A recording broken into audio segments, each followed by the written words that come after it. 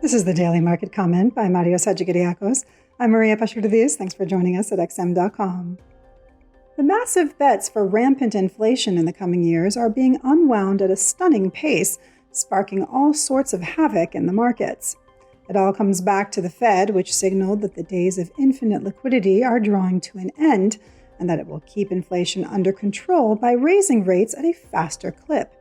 As such, the inflation trades that blossomed earlier this year are now falling apart, as long-dated inflation expectations and Treasury yields decline in tandem.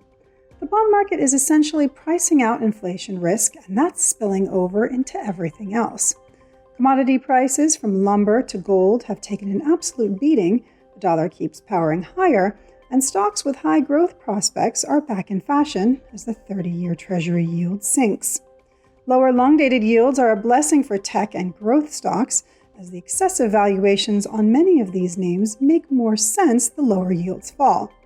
In contrast, value and traditional stocks are more sensitive to short-dated yields, which have risen lately. Hence why the Nasdaq hit a new record high yesterday, whereas the Dow Jones struggled. Over in the FX theater, demand for the dollar has been relentless.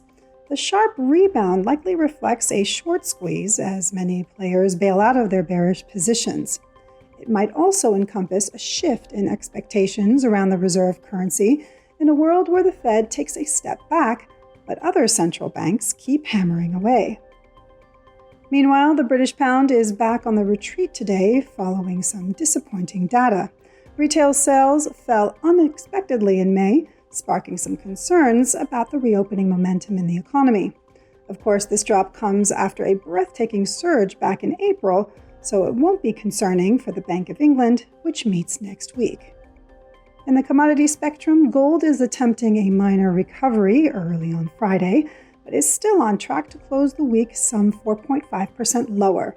Bullion has been one of the biggest casualties of the Fed's hawkish turn, as the withdrawal of endless liquidity coupled with falling inflation expectations and a stronger dollar is a devastating cocktail.